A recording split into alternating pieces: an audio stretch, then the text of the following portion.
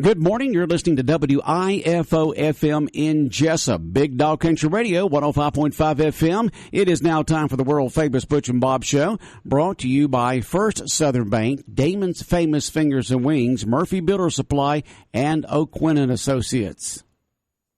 Hi, I'm Mandy Yeomans. And I'm Raymond Brown with First Southern Bank. As your locally owned community bank, we're here to help our community grow. Our customers are why we are here. You can tell we want your business. We offer all types of deposit products, personal and business. We have fast, efficient service, and yes, we have online banking too. I'm sure we have an account to fit your needs. Stop by or call us at 912-588-1010 and see how First Southern Bank can help you. We're FDIC Equal Housing Lender. Damon's Famous Fingers and Wings in Wayne County is a popular thing. To dine in or take out for one delicious meal, and with the low great prices, it's simply a steal. Famous for the variety of sauces, mild, wild, insane, or inferno. When it's time to eat lunch or dinner, Damon's Restaurant the place to go. Located in the middle of town on West Cherry Street, yes, Damon's Famous Fingers and Wings simply can't be beat. So next time you're hungry and looking for a great meal, head to Damon's Restaurant and enjoy a great deal. The number to call is easy, 588-WING, 588-9464, the real thing. Damon's Famous Fingers and Wings. Those chicken wings are a very popular thing. Since 1946, Murphy's Builder Supply has been serving the folks of Jessup, Wayne, and surrounding counties with quality products and knowledgeable service. Matter of fact, they feel they sell service first to make sure you get exactly what you need for your home improvement projects. And with each employee at Murphy's being there for 10 years or more, you know you're talking with someone with the experience to help you with building supplies, tools, paint, and all the things you need from a full-service hardware store. The best choice in home improvement is Murphy's Builder Supply, 156 Northeast Broad Street, Jessup. Hi, Wayne and surrounding counties. This is Sean O'Quinn with O'Quinn and Associates. The one constant in life is change. Throughout our lives, we will go down roads that we never imagined. I have decided that it is time for me to make a change. I have decided to start my own independent insurance agency. What does this mean for you? Better rates and multiple companies. Give us a call at our new number, 912-385-1000, or stop by and see us. We are still at 212 South 1st Street, and we look forward to serving you. The following is an exclusive presentation of Jessup Broadcasting, the sports leader in Southeast Georgia. World famous. The world famous Butch and Bob Show. World-famous Butch and Bob Show right here on WIFO 105.5 FM in Jessup, Big Dog Country Radio. And good morning, Bob. How you doing? I'm good. You doing good? All right, have a good weekend? Good weekend. Good weekend. Glad to hear it. Well, coming up in just a few moments, that phone will ring, and Congressman Buddy Carter will be on there. I saw that he had made a visit to the border down there, seeing what's going on. And when I saw that, I said, God, we have got to get him on the Butch and Bob Show soon to talk about his experiences down there and what he saw. And come to find out, you've got it lined up for this morning. So Congressman Buddy Carter going to be on the world-famous Butch and Bob Show coming up in just a few minutes here on Big Dog Country Radio. And so lots of fish caught this weekend down there at the river for the catfish tournament, right? Good turnout, for sure. You know, and a lot of folks who won were from, like, way out of town or out of state. Out of state. And you think the local folks will win because they know where the good fishing holes are. But man, some of those out of state folks and way out of town won some of the money, and then we had some local folks who did well also.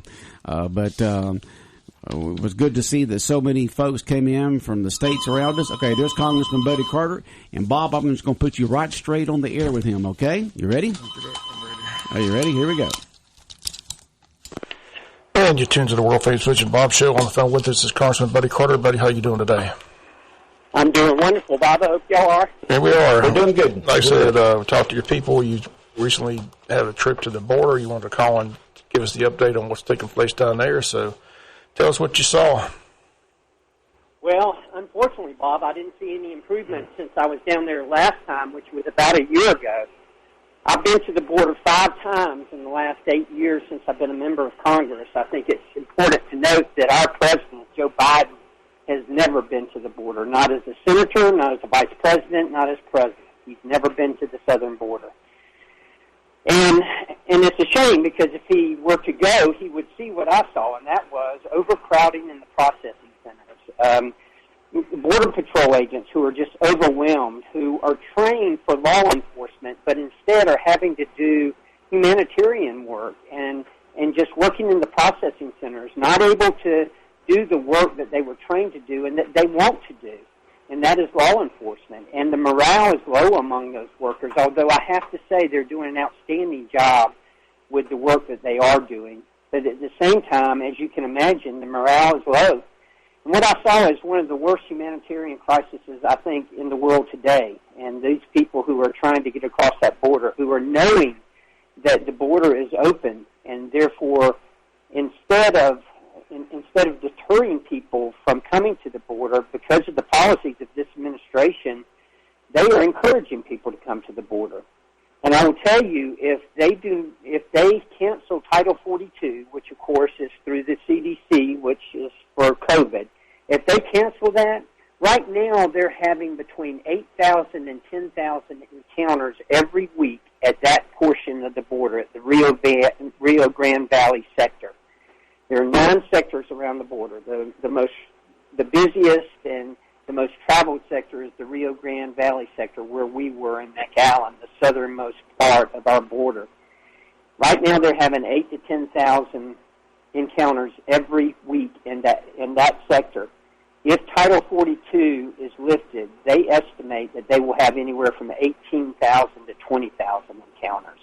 They said that people are congregating south of the border right now, just waiting on Title 42 to be canceled so that they can come across the border. It's just unbelievable. And it's not just the illegal immigrants who are breaking the law and coming in this country. It's the cartels that are running this that are making $32 million every day. Every day, that cartel is making $32 million by bringing people across that border. They're making almost $1 billion a month by bringing people across that border. It's unreal that this is happening in our world right now. I just wish the Biden administration were as concerned about our southern border as they are about the Russia-Ukraine border. And just joining us, Congressman Buddy Carter on the phone with us, just recently took a visit to the border. But you don't see a lot on the national news about the border right now. So how do you get this to the American people? What's the solution? Well, the solution is trips like we took. This was the largest delegation to go down there since the pandemic. There were 12 of us from the Budget Committee who went on that trip. And this is the way we get the message out: is that we just make sure that we're in the media, letting them know what's going on down there. Any Democrats go? Any Democrats on that committee? No, this was only Republican members, and we had a couple of people who aren't members of the Budget Committee. John Joyce from Pennsylvania, who is one of my fellow Energy and Commerce Committee members, he went with us just because he has such an interest in what's going on down there. But there are some Democrats, I will say, there are some Democrats who are just as concerned about this as Republicans are. Henry Cuellar, whose district is on the border, down there in McAllen, part of it is in McAllen, he has been very outspoken about this. And there are a number of Democrats who have been outspoken about it and the need to do something about this border. And the waste down there, of course, being members of the Budget Committee, we were really concerned about the financial aspect of it. We went to a stockyard that had $350 million worth of material, $350 million worth of material to be used to build the wall. But it's been canceled by this administration. It's sitting there rusting and deteriorating. $350 million. Every day, this country is spending $6 million every day for canceled contracts on that wall. Every day. It's unbelievable, the waste that is going on down there. And when we saw the wall. We went to the wall. We actually went out in the boats on the Rio Grande River. But when we went to the wall, there's a 110-mile stretch that was supposed to be built. Only 20 miles of it is built. The unfortunate thing about that 20 miles is that there are gaps in it. And the gaps were there because that's the last part you want to build, because that's where you put in the surveillance equipment and all the video and everything. But the Biden administration counseled that before those gaps could be filled in. So you go and you have miles of wall, then you have a gap. Then you have more wall, and then you have a gap. More wall, and then you have a gap. It's just ridiculous. You did mention Ukraine. The war is 100 days old. We said from day one, or the United States policy from day one, is we can't let Russia win. But the more I watch, it looks like Russia's going to win. So your thoughts on what's going on in Ukraine? Well, I have to say that I agree with you on that, Bob. I think, and that's what the leaders, the military leaders, have been telling us from the get-go, is that Russia will wear them down, and eventually they will be successful. It may take longer than they think, and it has obviously taken longer than they think, but eventually they will wear them down, and it looks as if they are going to do just that. It may take them a year, but at some point it looks like they're going to be successful. And we've got to do everything we can to make sure that this doesn't happen, that they're not successful. But at this point, I don't hold out a whole lot of hope to see how we can, short of what I'm going to be opposed to, and I think most members of Congress are going to be opposed to, and that is putting American troops on the ground in Ukraine, and I'm going to be adamantly opposed to that. Ukraine wanted some type of missile. They asked for it, but the United States won't give them. Can you explain what's going on there? I thought we were trying to do everything we could to help them, but they requested some type of military weapon, but the United States says they're not going to give them that weapon. Why? Yeah, that's the Biden administration saying that they feel like if they send that weapon, it's a mid-range missile that they're talking about here, that will be interpreted by Russia as being a violation, and therefore they're concerned that Russia will take that as being American aggression, and that could escalate things between America and Russia, and that's the concern there. And I might add that the military leaders did also tell us that these type of missiles take training, and the Ukrainians may not necessarily be trained in how to use this. So just because they have this weapon, if they're not trained in how to use it, it's not going to do them a whole lot of good. Help me understand this, buddy, because like I said, I thought the United States' stance was we're going to try to help Ukraine anywhere we can. We said if Russia succeeds, it's a bad thing, but yet we're worried about hurting Russia's feelings and don't want us to act like we're aggressive against Russia. I'm having a hard time getting my head around all this. I thought the goal was to keep Russia out of Ukraine. Absolutely, and it's got to be our goal because that sets a precedent. It sets a precedent for Iran, for China, for North Korea.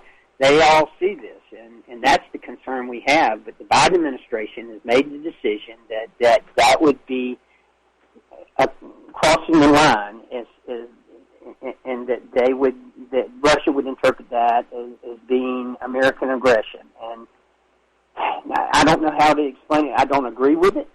I don't agree that. I think we've got to do everything we can to make sure that Ukraine does not lose and that Russia does not win. I know that this is Butch. That back in last summer when we pulled out of Afghanistan so quickly and then left billions of dollars worth of equipment and Americans behind and just pulled out and tucked tail and run, that there was a lot of folks who took a look at that and said somebody is going to test the USA again sometime within the next year for our resolve, and it has happened. There in Afghanistan, President Trump says that if he had still been president, that Putin would not have done that. We don't know, of course, but we do know the fact that there were so many people who said, well, since we just got out of Afghanistan, just left everything there, just pulled out and let the Taliban take over, that we were going to be tested again sometime this year because it didn't this president had the resolve to be able to stand up to situations like that. And it has happened. Is that kind of the thoughts and feelings of some of your cohorts there in Washington, D.C.? Absolutely. Right now the Biden administration is trying to lead from behind. You cannot lead from behind. You have to lead from the head and from the front. And in this administration, they are being tested. as I mentioned earlier, Iran, China, North Korea, they're all watching this. They're all seeing this. I truly believe that this would not have happened during the Trump administration. I believe that. But it has happened, and now that's why it's even more important that we make sure that Ukraine does not lose, that Russia does not win this war. But quite honestly, Bob, as you said earlier, it just appears they're going to wear them down. And as valiantly as the Ukrainians have fought, and as much admiration as I have for their resolve, I don't know that that's going to carry them through.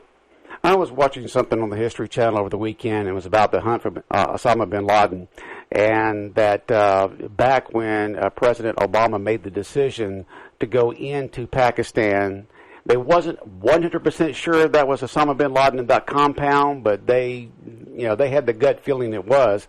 And at that time, Vice President Biden was against it.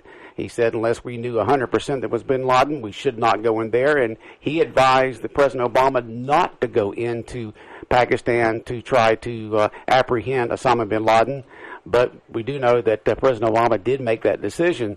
And I guess that kind of showed at that time his mental thoughts about these kind of situations and his feelings about confrontation. I've heard the same thing. I've read the same thing. And yes, I think that's an indication. I only wish that we had paid closer attention to that, or I should say that most Americans had paid closer attention to that whenever they voted for him as President of the United States, because I think he is a weak leader. And I think that the United States right now is being looked upon by the world community as being weak and not leading from the front. And you can't lead from behind. I mean, there's the strength is in our power, and we understand that. And Ronald Reagan said it years ago. And we've given up so much of our energy independence, our energy dominance that we had, and everything else that has happened during this administration. I'm just not a fan of this administration whatsoever. I don't know that they could have screwed up things any worse than they have. I mean, inflation, the southern border, what's going on in Ukraine and in Russia, and and I know, you can't blame that on this administration. Well, I'm not sure you can't blame it on this administration. In fact, I would submit to you that you can blame it on this administration because, as you noted earlier, Butch, what they did in Afghanistan, that led to this. I don't think Putin would have. I'm just confident Putin would not have invaded Ukraine if Donald Trump had still been president. Heck, they didn't know what he was going to do. He didn't know what he was going to do. But you mentioned the inflation, high gas prices. Any update on the baby formula shortage? I see that's still a problem. Got all kinds of problems, and of course the gun situation is going to be an issue. Just want to get your thoughts on that. Of course, these shootings are taking place. Of course, the Democrats say it's all about guns, and Republicans say it's all about other issues. So, your thoughts on that battle that's going to take place up in Congress? Well, that's going to happen this week, it looks like. And we go back up tomorrow. I go back up tomorrow morning, and it looks like we're going to have, although we're only in Tuesday, Wednesday, and Thursday, so I'm not sure if we'll get it done this week or if it'll carry over to next week, but nevertheless, that is going to be, and we got a couple of other things we got to do this week with the FDA and some time-sensitive things we've got to get done. But nevertheless, that is the hot issue right now. And you're exactly right. The Democrat solution to this is to take everybody's gun away, and that's a knee-jerk reaction. The tragedy, and it was a tragedy. Evil visited Uvalde, and my heart just goes out to those people. I cannot imagine what they're going through right now. But at the same time, the more I hear about this, the more I read about this, the more I study it, the more I'm convinced there were serious errors made in the policing there. And we need to make sure. And why do we not have a school resource officer at every school in America now? Every school in America should have a school resource officer, at least one, maybe even two. We have to harden our schools, and we've got to make sure, and that's got to be part of any package that comes before us. I'm going to be interested to see the packages that come before us. I know that the Democrats are going to try to take away the assault weapons. I know that they're going to try to put in more red flag laws. I'm not a big fan of red flag laws at all. And I know they're going to try to take away the assault weapons. But, you know, we've got to have something in there to address the mental health of this country, to address our schools and how we harden them. Why has it taken us this long to do that? Sometimes I just I'm sorry, Bob. If I can mention one other thing because I don't want to miss it. The infant formula. There's plenty of infant formula down at the border. I saw it. Lots of it down there. Pallets of it, Bob. I mean, it's just unbelievable. You know, the Supreme Court's going to be getting back in session. A lot of important issues they're going to be making judgments on. What are you keeping an eye on as they get back into session there, Congressman? Well, obviously, we want to see what comes about, although there's been the leak with Roe versus Wade.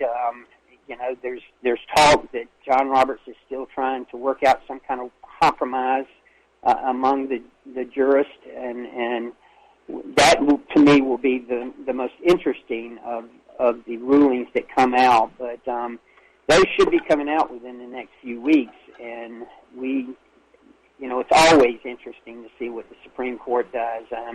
But Roe versus Wade, that's going to be the big one, and certainly and then, you know, you got to find out about this leak. I mean, that is a serious problem, something that has never happened before and something that should never have happened, and we can't allow to happen again. So I hope the Supreme Court is able to figure out exactly where this came from and how they can stop it in the future. All right. I know that one of the main reasons that you wanted to call this morning and be on the show was your visit to the border down there. And as we've talked about that through the years with you on the Butch and Bob Show, we have laws, federal laws on the book, passed by Congress, signed by the former presidents and stuff like that prevent people from coming into this country without going through due process.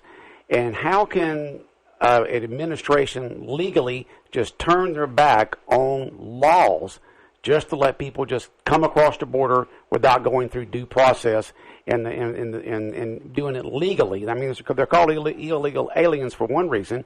And then how can administration just turn their back on that and on the laws, and in the process of doing that are letting criminals and drugs come in the country because they are turning their backs on it?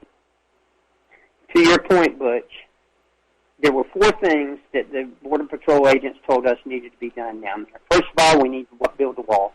The wall works, and we need to finish it and complete it. Secondly, we need to keep Title 42 in place.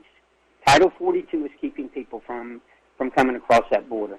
Thirdly, we need to enforce the Remain in Mexico policy. As you point out, Butch, these are laws that are on the books. The Supreme Court has already told this administration, you are going to enforce that Remain in Mexico policy, but they're not doing it. The fourth thing, and this is really the most important thing that the Border Patrol agents pointed out to us, is that there's got to be consequences for them breaking the law.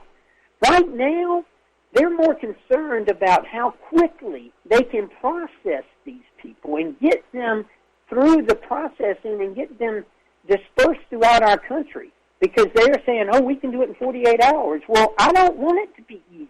I want it to be difficult. Make it 3 weeks before they can get out of there. Make it difficult. But this administration is so concerned and so intent on, it can, by law, you have to have them out of there within 48 hours, or you're violating our law. Well, they're already violating the law when they broke into this country. There's got to be consequences for these people. That's what the Border Patrol agents pointed out to us. Well, there's got to be some kind of consequence. Well, could Americans do the opposite? Could we go across into the Mexican border and get set up and be taken care of by the government down there if we wanted to do the opposite? You know I'm being sarcastic. I do know you are, but it's a good question. Although I did hear something new that I haven't heard before when I was at the border this time, and I thought it was kind of interesting, and that was the amount of gun running that's going on down there as well. Both ways. The guns that are going down to Mexico, because Mexico has gun laws. They're allowed to have guns in Mexico. Of course, they got them. The bad guys have got them. I know they're just shivering knowing that they're breaking the law by having those guns. But the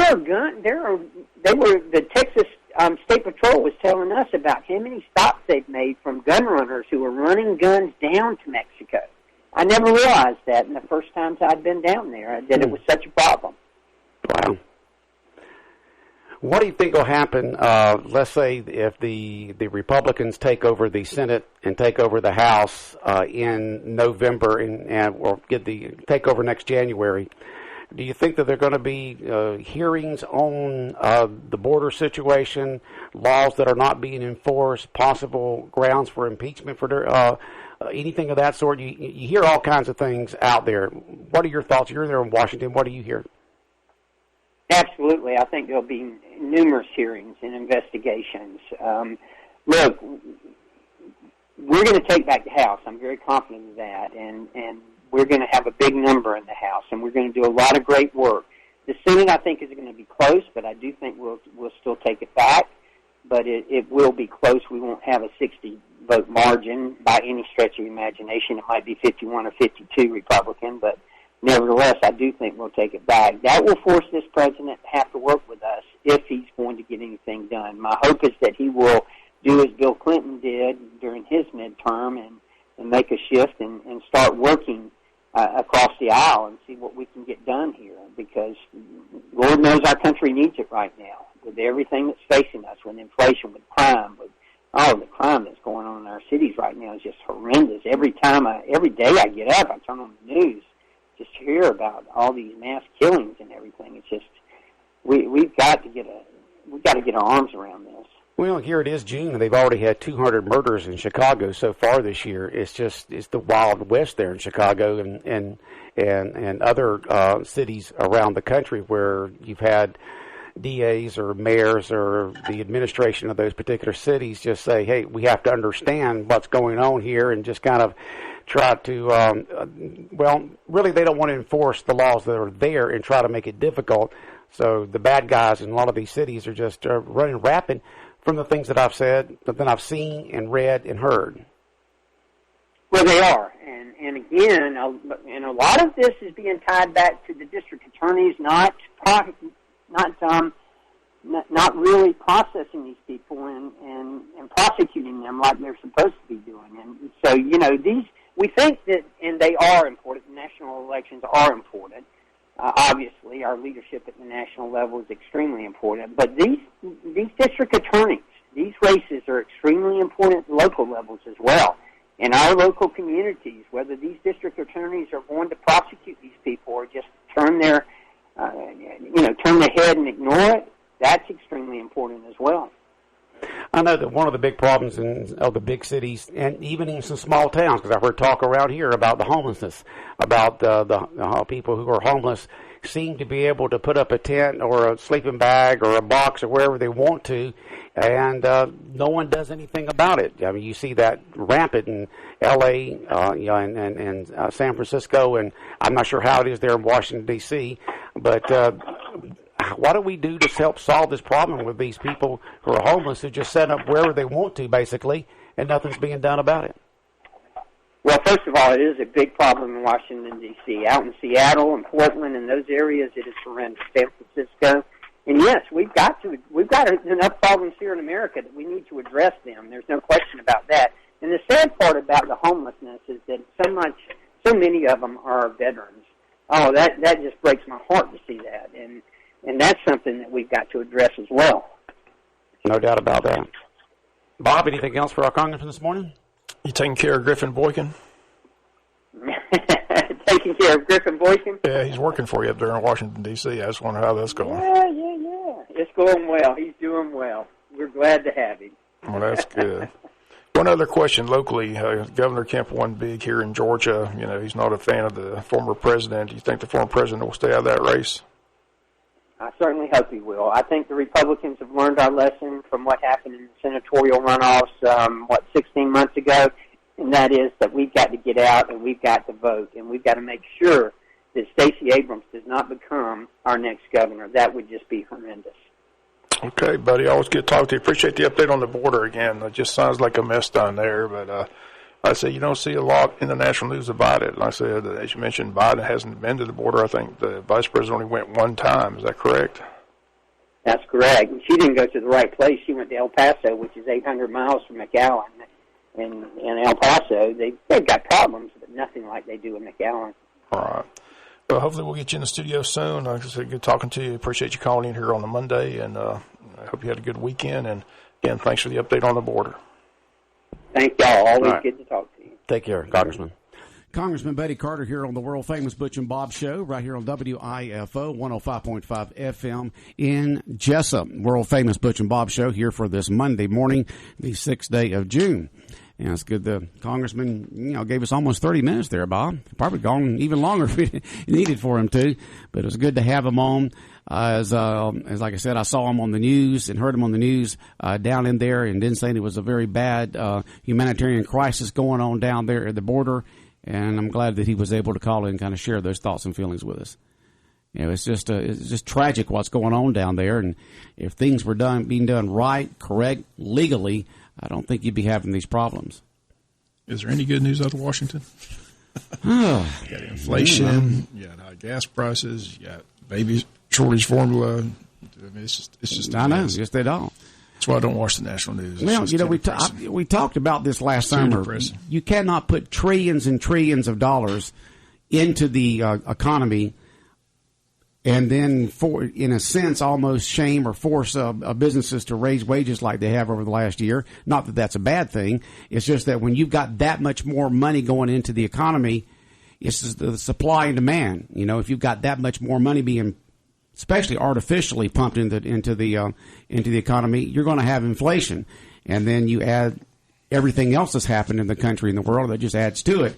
And these are the policies that were back in the late 60s and the 70s that led to the double-digit inflation every single year, that led to, gas prices going way up and long gas lines for gas. I remember all that in the 70s, okay? It wasn't until Reagan came in, and then he put Reaganomics in, and after a couple of years, he got elected, but it took about 2 years for that really to kick in. And once it did, man, we had boom times after that. But when you start artificially putting that much money into the economy, and then have what is perceived as a weak foreign policy like we did back in the 70s after Vietnam, then this is just history's repeating itself again. Anything else going on, Bob? Anything at all?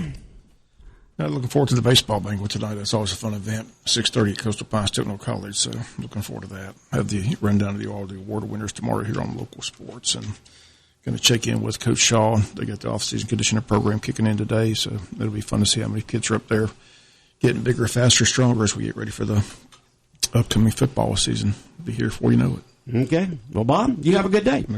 All right, the world-famous Butch and Bob Show brought to you by First Southern Bank, by Damon's Famous Fingers and Wings, Murphy Builder Supply, and O'Quinn & Associates. 105.5 FM, Big Dog Country, WIFO.